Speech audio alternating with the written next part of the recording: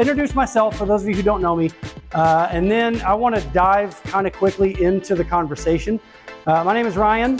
I've been in Allen a lot over the years. In fact, I've been doing these types of parent nights for you guys for, 7 or 8 years now. Might be closer to 10. And the reason I've been doing that is you have a school district that goes way above and beyond what a lot of other districts do in order to provide these types of nights for you. I don't know if you know this because you're a member of the Allen community. Most districts can't pull this off. Okay, I'm in dozens and dozens of schools every year. I talk to parents, I talk to kids occasionally, but it's usually parents and staff. Most districts cannot do this. They do district-wide parent nights, and they'll get a handful of people, kind of a smattering of people here and there. Allen, it shocks me how you all show up for this content, how you show up to engage with this school district. It really is amazing. So I'm grateful that you're here. I appreciate your time tonight. I'm going to do my best to make it worth your time. I'm going to give you the 10-cent bio. You're not here to hear about where I come from, but just so you know, I'm not just making things up. I'm a doctor of marriage and family therapy. I've been in private practice for a long time, but the primary reason that I work with Allen is I founded a clinic back in 2010 where we did family therapy for the families of kids with alternative education placements. Okay, so we're talking about kids who would get sent to alternative school. I would do family therapy with them. That program grew. We were servicing 700 to 1,000 families a year. That was kind of my baby. And so I've worked with families in education for a really, really, really long time. I left that role not that long ago and went into a private practice / consulting presentation role, which is what I do now. But my background is this. It's talking to parents. It's talking to parents about things that affect their kids. My dissertation topic was the impact of social media on family life. So we're doing a presentation on that in a couple of months. Please join us. Before we get to that, though, tonight, we're going to shift gears a bit. Tonight, we're going to talk about communication. We're going to talk about the thing that is plaguing our world as we live and breathe. So I'm going to start with a conversation. If you were in our last session, this is the same place we started the last conversation. We're going to start with a conversation that I know we could spend the next 2 hours discussing. I just want to hear from a couple of you. How would you describe the quality of speech in today's world? You know what's funny? I just asked the question and you're like smiling like, How do you, give me a couple of responses. How do you describe the quality of speech in our culture? A lot of slang. Say it again? A lot of slang. A lot of slang. I don't know what is anything ever. I didn't think I was old till my kid got into middle school. Apparently I'm super old. I don't understand anything. Yes, slang, which I have on the one hand, it's a cultural norm. Every culture and generation has had some variation of it. On the other hand, it does devalue a lot of things that shouldn't devalue. What else? How would you describe the language in our culture? Shallow. Shallow. Tell me more. Everything's brevity. A lot of brevity in communication seems to be more about shallow topics versus having deep, meaningful conversations with our speakers. And that's probably because of the ease of access. Oh, no doubt. Well, and we're going to get to the why in a minute, and I think you just hit the nail on the head. So you said a lot. I got surface level, but you had a word that was close. What'd you say? Superficial came from here. Superficial. Superficial. This kind of surface level dialogue. I am so painfully awkward with surface level dialogue. So you're going to hear about me tonight. I can talk to a wall and have a good conversation, learn a couple things. I have no doubt I could do that. But you want to talk about like the Cowboys? I don't want to do that. I don't want to talk. I weird people out because I will sit and be like, hey, so what kind of family do you think you grew up in? Were they close? Were they not close? And it's weird. People don't like that. Yes, we stay at the surface. We are less interested in knowing who people are than we are in knowing whether or not they're in our group of whatever our group is. What else? How would you describe language? Disrespectful. I don't want that to be true. All right. The problem, you know what the problem with this question? The problem is I'm actively, like if you could see what's happening in my brain, I'm trying to not start talking about social media. Because we're doing that later. That's not what tonight is for. But let's talk about social media. So you just said that it's disrespectful, right? You know why? You know why? It has a lot of reasons. Do you know the primary reason? The overwhelming majority of adolescent dialogue exists where? On their phone, right? The internet is ageless. There's no age on the internet. They're all the same age, which is no age. Okay, in a normal social setting, there are barriers between people. There's age that in previous generations, being older than somebody kind of conferred a natural sense of authority. Okay, now whether they earned it or not was irrelevant. It did confer a natural sense of authority. Well, if kids spend most of their time in a place where age doesn't exist, it's like the Lost Boys from, is it Pinocchio? That is a weird part of that movie, by the way. Right? No, not Peter Pan. I'm thinking of Pinocchio on the island with the elephant faces. Yeah, weird part of that movie. Yeah, right. See, you didn't even want to think about it. It's dark and bleak. We just took a dark turn. What were we talking about? Attention? No, we were talking about dialogue. They exist in a place where age doesn't exist. And because they exist in a place where age doesn't exist, some of those natural barriers that would lend themselves to dialogue and communication don't exist as much anymore. All right. Any other thoughts about the quality of speech? A lot about affirmation as opposed to information. If the goal is to be told I'm right, somebody online will tell me that. If the goal is to gain information, that's a much trickier subject. Great. I was just going to say, I don't think there is a quality of speech anymore because we better write it or text it rather than speak to someone.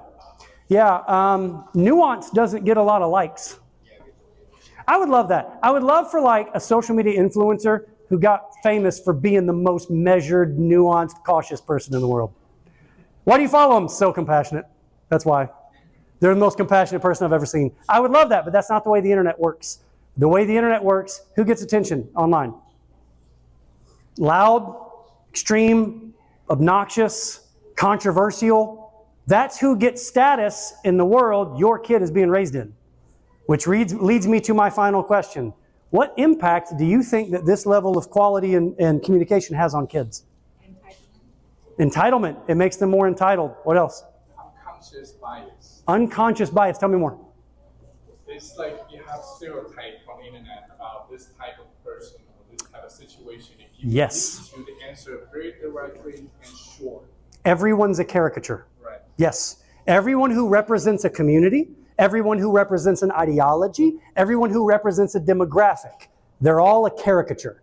And they're all this one-dimensional thing that whatever their echo chamber has told them that person is what that person is. It's fascinating to watch. It's devastating, but it's fascinating to watch. What other impact would you think this would have on kids? Yeah. Overwhelmed. Things that are within boundaries of like what you said. Yeah. There are some restrictions with age, etc., over boundaries or geographical Mm-hmm. Now it's available everywhere, and so that kind of information influence their way of thinking or the way they interact with you. Yes, well, and so you used the word overwhelmed. I want to focus on that word for a second. You guys are the parents of secondary age students, or you will be the parents of secondary age students. A lot of them do feel overwhelmed.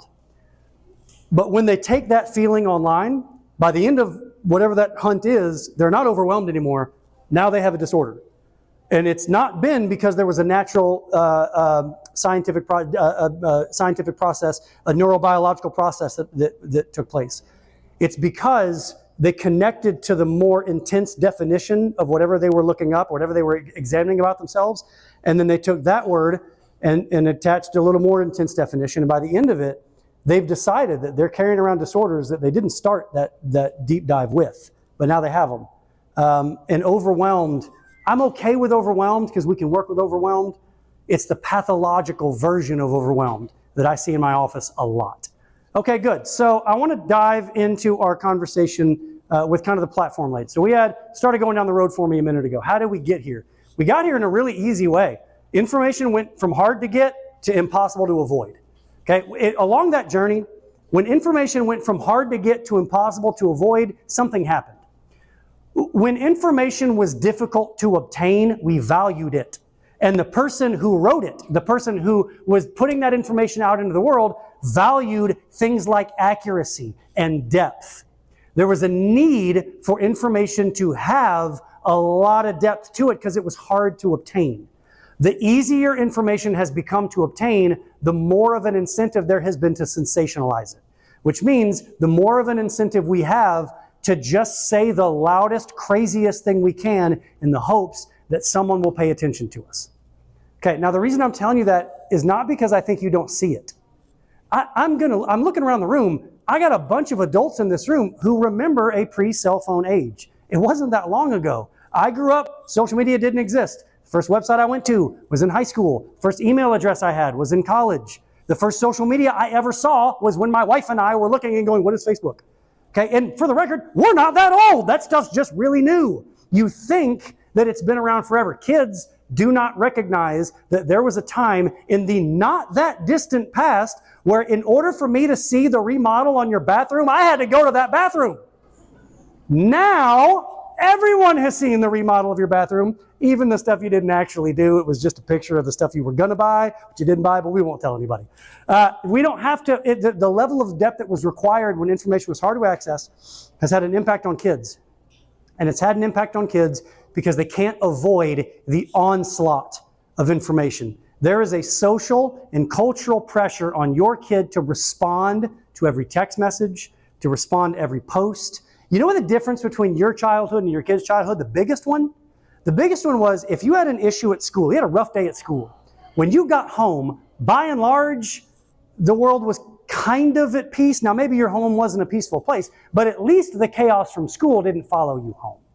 For your kid, your high school kid has a rough day at school, that rough day is going to follow them home. It's going to follow them to bed that night. And even if you do the thing that I would beg you to do in a social media world and take the kid's phone from them and free them of the beast that is following them around, they still know that whatever was going on earlier is still happening online. They just can't see what's going on. That is a hard place to live. I do therapy with a lot of people. One of the demographics that I've worked with in the past is teenagers. I was a high school teacher and a football and basketball coach. When you put that on your resume and then go into private therapy, you end up with a bunch of kids, a bunch of parents who bring their kids to you. One of the things that I've been fascinated by over the years, I'll have a conversation with a 17-year-old girl, and we're in a session, and she's there. She's connected. We're talking about her life, talking about her experiences, and the reason is because her phone is off. And then the phone goes on at the end of the session, watching, and I'll have them turn her phone on before the session's over, because when she turns it on, I can see it. As soon as it goes on, there's a sense of overwhelming, like, I've got to respond to all this stuff now. I've got a 7th grader who, I know we're recording this, but they're not streaming this, so I'm going to tell you something that don't tell him I told you. So he has his first girlfriend, right? He is exhausted by texting with. He's like, I don't want to text her back. Like, dude, you got into this. So we have to have a conversation about when is it okay to text, when is it not okay. And it's okay to not text her, but you can't just not respond. You have to tell her, hey, I'm doing something in the real world. I'll talk to you tomorrow, but you don't just leave her on red. I know things I shouldn't know. All right. I got 25 minutes. In these 25 minutes, I'm going to try to do the thing that every good social media post does, which is to give you a number, a concrete number, so you know where we're going. 10 things that I'm going to encourage you to do beginning tonight. The goal here is not to fix your kid. The goal here is not to ensure that at the end of tonight you will have a kid who just is an all-pro speaker, who just knows feelings and is compassionate and is awesome. My goal is to help you be a more well-connected family, for you to more effectively model what communication looks like in your home, and for you to be a place that is fostering healthy dialogue. Now, will it always come out in your kid? No, but we'll get to that. All right, so let's get the ball rolling. The first thing I am going to ask you to do is something that seems kind of basic, but you'd be shocked at how few families do it. And that is, have an actual conversation about the way you talk to each other. Now, here is not a good time to have this conversation. When someone has just screamed at someone else. That's not a good time to go, I've been wanting to talk about the tone in this home. I want you to have a conversation about the way you talk to each other in times where the temperature is down. All right? So if you're thinking to yourself, I don't know how to do that, you just ask these questions. Talk to each other about these specific things. Okay, these are very concrete, they're very real, they're very tangible. You can start having this conversation tonight. So here's the first question. Why does it matter how we speak to each other? One of the things that I've said to my kids since they were little is, why do we watch our tone? Because when we use the wrong tone, it conveys that I don't like you. And I don't ever want to give my kids that impression. I don't want them to give me that impression. If I convey the wrong tone, it can sound as though I don't enjoy your company, I don't enjoy your presence. So I'm cautious about the way that I communicate. I want you and your kids to have a similar dialogue. I don't care if they're 6 or if they're 17. I want them to understand why being intentional with their language is important. I also want to have real intentional conversation. How should we speak online? All right, I get it. I know that your thought is like, that's not going to change anything. Okay, it may not. But I'm going to bet that you don't want your kid to ever get into a car with someone who's been drinking and driving, right? Do you just hope they got that from your upbringing, or do you tell them that? You tell them that. Now, will it prevent them from making the wrong decision? No. But you've planted a seed that when they're faced with that situation, hopefully blossoms into a good choice. By telling your kid, hey, online, don't talk in a way that you wouldn't talk in person. Online, don't bully people. Don't say things that are hurtful to people. Never bring people down using your social media profiles. Is that going to all of a sudden turn your kid into a digital saint? No. But hopefully they've heard your voice and you've planted a seed that may eventually blossom. The other thing that I want to make sure we emphasize, we can be intentional about speaking to each other with kindness, speaking to each other with patience, using the right tone. And you know what's going to happen? My kids are going to cross a line that requires me to be a dad. And I'm going to have to engage. I'm going to have to correct a behavior. I'm going to have to offer a punishment. I'm going to have to do something that dads do. And so what I need them to hear is, dads have a dad voice that he is going to use when it comes time to use it, because there are circumstances where my speech might need to be blunt or direct. I need your kids to have that same menu of options at their disposal. There may be a time where a kid puts your kid in a situation where they need bold speech. There may be times where an adult puts your kid in a situation where they need bold speech. I need you to have said out loud, we're always mindful of being kind. We're always mindful of the way we communicate, but there will be times where your boldest voice is necessary. Here's what those times might look like. All right, so we've defined what we want. Then we want to actually express how we do it. Okay, here's a series of ways we can do that. I want to, as clearly as I can, articulate to my kid what my expectations are about their behavior in my home, about the way that they communicate with each other, and the way that they communicate with me. Okay? Once I've done that, I also want to keep in mind, even if my kid is a teenager, their prefrontal cortex is still developing. Their prefrontal cortex is that frontal part of their brain, which is where all the upper level stuff comes from. Higher level reasoning, things like empathy and morality and future planning, all of that stuff takes place in the prefrontal cortex.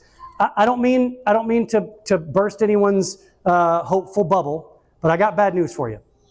At some point, your teenager, no matter how good a kid your teen is, at some point your kid is going to do something that makes you wonder if they've ever heard any word you've ever said. And when that happens, it will not be because your kid is a sociopath. Okay? Odds are, I don't know your kid, maybe, coin flip, there's a chance, but odds are that's not the case. Odds are it won't be because you're a bad parent. That's not why we see these stumbles that take place. Do you know why kids stumble? It's not a trick question. It's because they're kids. And you did too. You stumbled, you made mistakes. The goal as a parent is to recognize when those mistakes happen. Please don't misunderstand me. Corrective intervention is necessary. You can't always empathy your way through your kids' bad choices. Sometimes they need to lose things. Sometimes there's significant punishments when it comes to their behavior. I don't ever want you to be afraid to take anything away or to do what is required of you as a parent in order to protect your kid, and sometimes to protect your kid from your kid. Okay, but the point is, you will have to teach empathy. If you're correcting language, or if you're correcting the way your kid communicates with others, you're going to have to explain why this matters so much. You're going to have to talk a lot about empathy. Your kid may be a naturally empathic person, But somewhere in their adolescent life, they're going to venture outside of those lines. And your job is not to panic, but to correct them, bring them back in, but make sure you're telling them why. You also want to identify times where it goes poorly, but address it with that mindset. I'm going to give the same analogy with you that I gave in the last presentation. I was a basketball coach for a long time. That was kind of our family thing. When I was coaching basketball, if I had a kid who didn't know how to shoot free throws, I never made him do push-ups. That's not a healthy intervention. If I had a kid who didn't know how to shoot free throws, I didn't run him. What do you think I did with a kid who didn't know how to shoot free throws? We stayed after practice and shot a lot of free throws. We talked about foot placement. We talked about snapping the wrist. We talked about lining everything up in a straight line. We talked about all this. We talked about getting our elbow under the ball. These were all things that we talked about in order to teach a kid how to shoot free throws. For us as parents, when our kids don't know how to behave, we're real good at punishing them. When they don't know how to shoot free throws in our house, we run them to death. But are you telling them how to do the thing you just punished them for not doing? If you're not telling them what you want from them, it's a big ask to keep punishing them and expecting that eventually they'll figure it out. It's not enough to tell them what you don't want. You got to show them what you do want. Then you're going to have to do the thing that parents don't like it when I say, and I say it all the time. Whether we're talking about digital behavior or we're talking about conscious behavior, model what you want. Parents, you cannot be angry at what you model in front of your kid. All right, if you don't want your kid to be on TikTok at the dinner table, don't be on Facebook at the dinner table. If you don't want your kid to base their entire existence on their online persona, stop talking about things you saw on Facebook, because you're giving them the message that they're not supposed to be what you are. And that's not a good message. So for us as parents, before we start intervening in our kids' lives, we have to ask ourselves the question, am I someone I want my kids to emulate? Is my behavior something I want my kids to emulate? You know what's funny? That thought has gotten me off the couch on a Saturday more times than I can count. Is this what I want my kids to see in this moment? Now, we're not like weaving baskets all the time. You know what I mean? It's not like all the time, guys, let's talk about our feelings. My family is not crazy.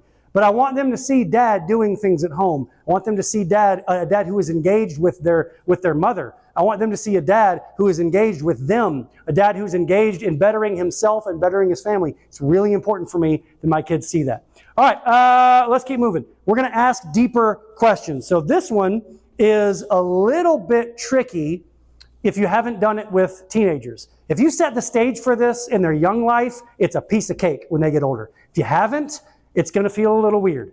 Okay, so here's what I need you to do. Parents, I'm one of you.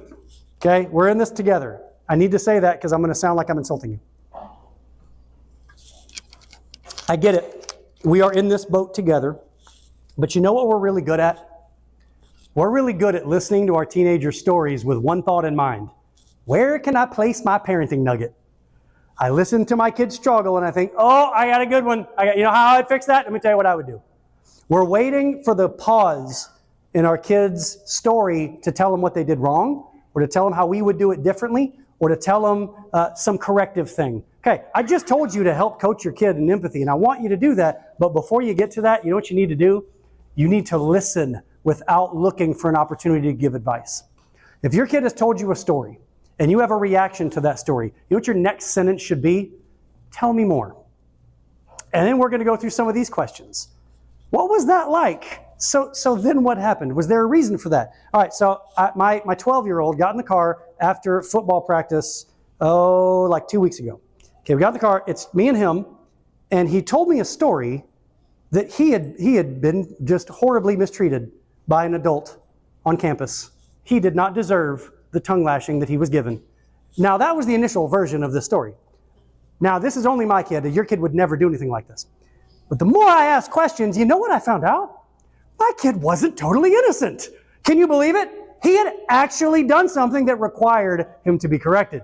Okay, but the first version of that story, he left that part out. It's weird. Again, I know your kid is probably super transparent. Your kid walks in the door and is like, I need to tell you the truth. I broke rules and I deserve the punishment, but here's what happened at school. I know your kid does that. Mine left out the part where he did something wrong. All right, I'm telling you that because I want you to know when you hear stories from your kid, you're going to have a reaction. And as a parent, you've been there. For the record, teenagers who were in the room, you know the reason your parents want to give you advice? I know you don't believe them. They really have been where you've been.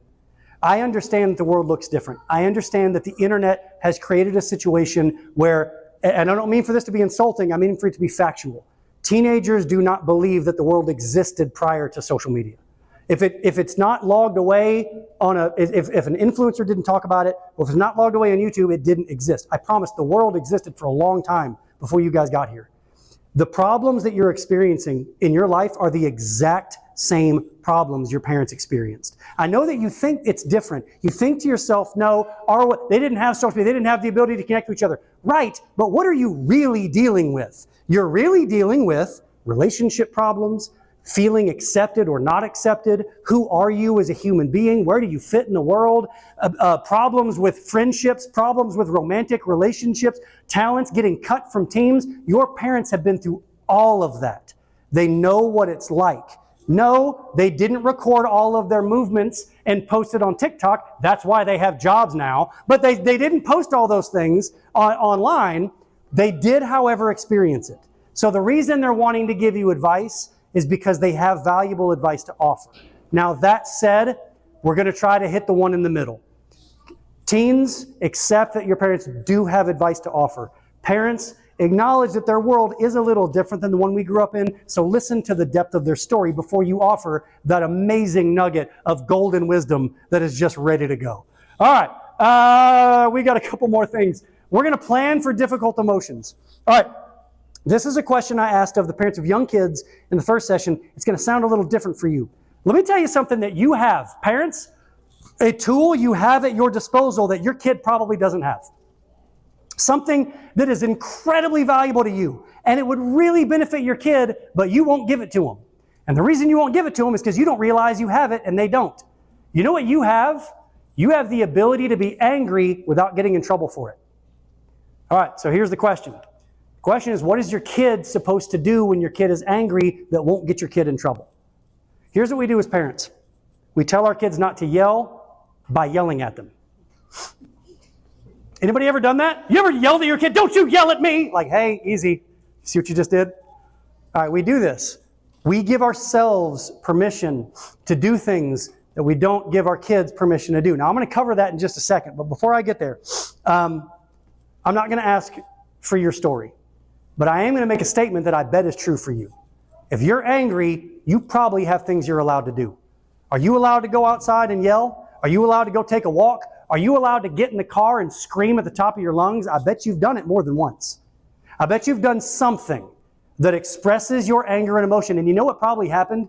The energy from that anger that you were experiencing actually came out. You felt a little better, and you were able to do that without someone grounding you for it. Your kid does the exact same thing, and you send them to their room and tell them not to come out. Okay, here's where I'm struggling. Where I'm struggling is I don't know what it's going to look like in your home. If you want to talk through strategies, we can do that another time. But I need you to know your kid. If I ask your kid today, what are you supposed to do when you're angry that won't get you in trouble? They should have an answer to that question. Is it exercise? Is it going out and taking a walk? Is it breathing? Is it meditating? I don't know what works in your home. But there should be a strategy for this. Because you want to raise kids who can't communicate with empathy, tell them to bottle their anger. Because when all we do is correct their anger outbursts without telling them how to do it better, we're telling them to bottle their anger. You know where that anger tends to come out? At other kids. It tends to come out at smaller kids, at weaker kids. It tends to come out in moments where it can finally come out. And that is not a healthy strategy. I want your kid to know how they can, or what they can do that won't get them in trouble. I also want them to know if they're in the middle of an anger outburst, are they allowed to take a break? Because I know you probably are. Let me give you a piece of advice. And this is something that is difficult to put into practice in the moment, but I promise you can change your family if you'll allow it to happen. There is a magic phrase in my house. The magic phrase is, I need a minute. I need a minute means we're disengaging from this conversation. It stops right now. Both of my kids have the ability to offer that phrase. Now, I can't guarantee that it will be a situation where we're going to disengage, but to the best of my ability, if my kid says, I need a minute, I'm going to disengage a bit. Now, here's what happens. There's some rules. One, not permanently, and you don't get to determine when we go back. Okay, the minimum is about 5 minutes. The maximum is about 20. Okay, so there's a window, but you're allowed to cool off. If we're yelling and screaming and angry, nobody's hearing anybody anyway. So yes, let's cool off for a second. That's rule number 1. Rule number 2 is really hard to put into practice, but rule number 2 is don't build your case. In other words, don't say, I need a minute. All right, so if I tell her that she did this, that's what I could do if I'm in a fight with my wife. Instead, what you're supposed to do in that window of time is you're supposed to do one of the things we've talked about to try and cool down. Take a walk, breathe, do push-ups, do something. But give me something to let some of that anger out. And then number 3, we have to re-engage. Okay, so we can't end, I need a minute is not a free pass to get out of the conversation. It is, however, a free pass to catch your breath while you are engaged in a heated conversation. All right, so I need you and your kids to be willing to do something similar. All right, last thing is what behaviors are absolutely unacceptable. We want to make sure we've covered that. All right, I'm going to move really quickly through this. So in the last presentation, we actually talked about reading fiction. I'm going to talk about something different for secondary kids. Build emotional outlets. You know, one of the best things you can do for high school kids is help and encourage these behaviors. Writing, singing, sports, being outside, building something with their hands. I don't mean to sound like a bitter old man, but the world was a better place when people knew how to build things. The world was a better place. So, weird fun fact, my family is bizarre. I'm sure you picked up on that already. So we live in Rockwall. I drove from Rockwall here. We live on a 20-acre farm with goats and pigs and horses and chickens and all kinds of things. There's always something to do or build or shoot on our place. It's a weird farm. But our goal when we had kids was we wanted to have a place where the kids could build things. One of my favorite things in the world is before school to have my youngest go let the pigs out. That makes me happy because it's something he can do that he takes pride in. He gets to feed animals. I want your kids. I realize you probably are not living in a weird hobby farm that has a weird history with otters that came in at one point, and then we had an issue with beavers, which I didn't know was a problem in Texas, but apparently is. I know you may not live in a place like that, but give your kids something to do outside of their phone and outside of themselves and help them grow as a human being. They do that with creative outlets. One of the best things you can do is encourage, if your kid has creative interests, encourage writing, singing, and creative expression because it allows kids to go deeper into their emotions, which allows them to communicate more effectively with those emotions. All right, this is the one that is an entire presentation. So if you missed what I said earlier, I have an entire 5-hour presentation that I only get to do an hour at a time. But I have a presentation on social media and kids. That's my primary research area. It's what I do most. I'm going to try to condense one of those messages to this.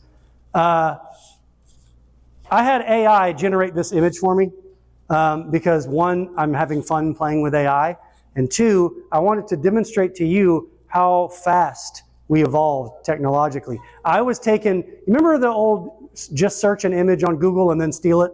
That's how you do presentations? Okay, those days are over. I had AI generate this image for me a couple of days ago, actually, because I thought it would fit for this presentation. I need your kids to know what's real, and I need them to know where to find it. Your kid knows, in an academic sense, your kid knows that when they send a message with their thumbs, they know that a human receives it.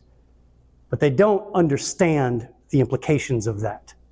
Which is why, on their phones, they will use language that they typically will not use in person. Okay, so let me give you a fun little exercise that is effective for helping bring this to life. From time to time, role play text threads with your kids. Now, these can be weird ones and goofy ones, but role play text exchanges. And the reason I want you to role play, and by role play, I mean I'm going to be playing the part of me. I'm going to print this. I'm going to play the part of me. You play the part of you. And we're going to say these things out loud to each other. Because you know what's interesting? You start to figure out your dialogue doesn't sound the way you think it sounds. I do a lot of marriage counseling and a lot of family counseling. You know what I have? There's a table in my office in between the couch and the chair. There's a table. And in that table is a bunch of different things that I like to use a lot. One of them is a handout that has excerpts from Civil War era letters. The language is amazing. My dearest Annabelle, I write you from the lines thinking about your pleasant touch and your odor. Like, it's weird. They go really deep. And they then will spend like a page describing the tent. And then I'll read a text between me and my wife. Pizza, question mark. No, and that's it. That's the extent of our dialogue. When you role play your text messages, you know what you begin to realize? We don't communicate with each other anymore. We grunt like cavemen. We don't actually talk. And the reason that's a problem for me is because we're trying to raise children who can do more than that. So something I want you to be aware of. When you read those texts out loud, be aware of how surface level it is, of how superficial it is. And then do me a favor, and this is going to sound really weird. For the people you love the most, stay in contact throughout the course of the day. If that's what you guys do, if you text to stay in contact, I got no problem with that. Text to stay in contact. Do me a favor. Save all the information about your day until you're physically in front of each other. Don't send a text about, okay, I'm having a sandwich now. Okay, the sandwich was good. Okay, it didn't have enough ketchup. Don't save all that until you get home. Because you know what's weird? I work with a lot of families who, when they walk in the door, have nothing to talk about. They've already covered everything. They did it via text in really short, abbreviated form. All right, so I want to encourage you to save some of those details until you get home. All right, next, I want you to go do good. You know what's interesting to me? We have a generation of kids who are, I don't mean for this to sound as harsh as it's gonna, we have a generation of kids who are overwhelmingly narcissistic, who overwhelmingly believe that what I said a minute ago is true, which is that the world did not exist until it was posted online. And what's funny about that is that I also have a lot of families who have a tendency not to go and do good in the world. Let me tell you something that can save the dialogue in your family. One of the things that can save the dialogue in your family is having something on your schedule every week that benefits someone outside of your family. Okay, I don't know what that's going to look like for you. Maybe it's some big service project. Maybe you have an elderly neighbor who can't get her mail anymore, and so your kids go and get her mail. That's all you do. Maybe you're buying food for your family. Maybe you pick up an extra meal and you bring it to somebody who needs it. Maybe it's something small. But if you want your kids to be more empathic, but you don't give them the tools to see how awesome it is, it's a big ask. You're asking them to grow seeds that haven't been planted. And that's really hard to do. So I'm going to ask you to every week have something. It doesn't have to be huge. I'm not asking you to go build a home for Habitat for Humanity every Saturday. Okay, something small is fine. But have regular occurrences where you and your children are doing good in the world. All right, then I want you to practice gratitude. Once you've done that, it's a good opportunity to talk about why you're grateful. Okay, now I don't know what this looks like for you. It doesn't matter. But I want you to talk about why you're grateful. Let me tell you why. We are amazing at venting our frustrations. We're really good at it. You want to hear a list of grievances? Oh, I got plenty. You want to hear about things today that drove me nuts? I got a bunch of those in store too. But you know what actually makes my life better? You know what allows me to communicate with people in a more effective way? Knowing what I'm grateful for and why I'm grateful for it. Knowing how it made my life better. So do these things with your kids. All right, with my last 2 minutes, here's what I want to show you. I have a lot of families that tell me that they feel like coworkers. And then I ask, what do you talk about?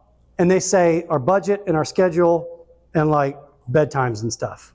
Okay, so you talk like coworkers and you end up sounding or feeling like coworkers. There's a correlation here. Okay, you can kind of see the causality. So here's what I need you to do. As hard as it is, I need you to dig deep to talk about things that are outside of your regular norms. At the top, you see something called table topic card decks. You can find a bunch of them on Amazon. They come in packs of like 100. And they're just meant to be dialogue. It's just conversation. I mentioned a minute ago that I can talk my way out of just about anything. I talk to no one fairly regularly. Okay, I don't need somebody behind me going, hey, you should talk more. Trust me, that's not a problem in my house. However, if left to my own devices, you know what I would talk about in my house? Business. I'd talk about my day. I'd talk about my schedule. I might talk about things that interest me, my observations on the world, my observations on what I'm reading, my observations on the movie I watched. But what I wouldn't think to do is explore my children's existence on a deeper level, which means I'm not coaching them how to do that. Conversation cards are an easy way to do this. We're going to talk about our struggles. We're going to talk about our dreams. We're going to talk about our ambitions. We're going to talk about very important questions like if you could be transported into any era, which one would it be? If you could live anywhere in the world, what would it be? If you could be any animal, what would you be? The right answer is hippo, by the way. I've done the research. So if you are wanting a deeper relationship with your kids, the way to get it is by getting out of your rut of only talking about your life. All right, now here's why all this is important.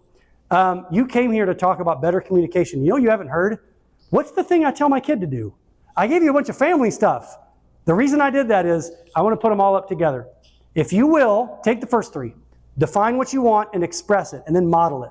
Make a commitment. I'm going to be different. Our family is going to look different. You'll then take that to asking deeper questions. Ask about their life. Get to know them in ways you don't know them now. You're going to plan for their difficult emotions. Give them an escape hatch when they struggle. Let them know what to do with their anger when they feel it. You're going to then build emotional outlets. You're going to give them places to take things they don't want to talk to you about. You may have an amazing relationship with your kid. There are going to be things that they don't need to talk to you about that they still need to get out. Don't take that personally. You did the same thing to your parents. Next, you're going to teach them what the real world is and what it isn't. You're going to do good in the world. You're going to practice gratitude, and you're going to talk about more than business. I'm leaving you with a guarantee, and I don't do that. Okay? I'm a therapist. I don't guarantee anything other than clarity. Okay? I can't guarantee outcomes until tonight. I will guarantee you something. You see these 10 things? If you can do half of them regularly, if you can do a couple of them all the time, if you can get a bunch of them, your kid will know themselves better than they do now, will understand the world better than they do now, and will be able to communicate in ways outside of your home that they're incapable of communicating now. The goal is not to fix your kid. The goal is to create a home that produces children who are capable of living in this world and making it a better place. That is what I hope to instill in you tonight. I hope you got that from me. In a couple of months, I think the one we're doing in November is on Zoom. Join me for a conversation about social media, and I'll see you again in person in January. Thank you, guys.